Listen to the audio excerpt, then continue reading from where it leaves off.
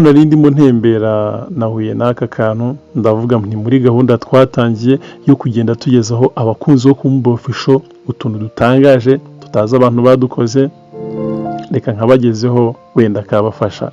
Ni inama ku bato, naho umubyeyi arimo aganirira abana be ababwira muri aya magambo ati: umva rero mwana wanjye, icya mbere nudakoresha umutwe wawe wiga neza uzawukoresha wikorera imizigo y'abize neza. Nutagira intego, abafite intego bazakwifashisha bagere ku ntego zabo. Ni amagambo abiri y'ubwenge umubyeyi yaganiraga abana be. Ni inama ku bato ariko n'abakuru. Icya mbere ni ugukangurira abana kwiga, kuko nibatiga bazifashishwa n'abize,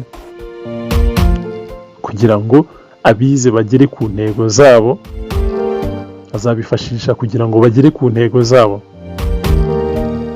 Cyangwa ni ibintu bisobanutse byumvikanye, aho umwana akantu kamukangurira kwiga neza kugira ngo azabashe gufasha abandi. Natiga neza we azikorera imizigo yabize neza. Icya kabiri kiravuga ngo nutagira intego, abafite intego bazakwifashisha bagere ku ntego zabo.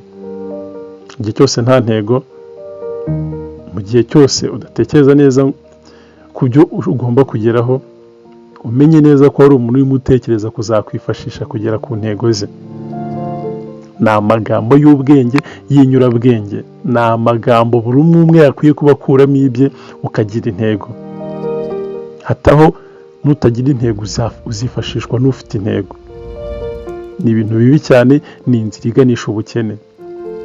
Tugarutse ku kambere karavuga ngo umwana wanjye buryo uzige, nutiga uzikorera imizigo y'abize. Nzo kumumbe official nge nihitiraga, nubwo mbagejeje aka kantu ariko nge nihitiraga. Avugwa menshi akumva na beneyo. Icyo ngusabye, kora subscribe, kora like, kora comment, kora share, kuko ntacyo bitwaye. Izo account wahawe, izo email wahawe, izo megabyte wahawe, izo mpano wahawe, zikoreshe ufasha umuntu uri mu nzira nyayo. Ni ukuri kandi gukanda subscribe, ukanda kuri aka kantu ka subscribe ntacyo byagutwara.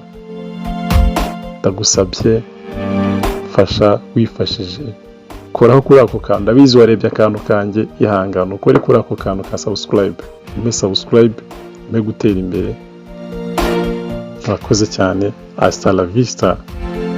Kandi ndagushimira kandi subscribe, gushimira ukora like, gushimira ukora share, gushimira utera commentaire.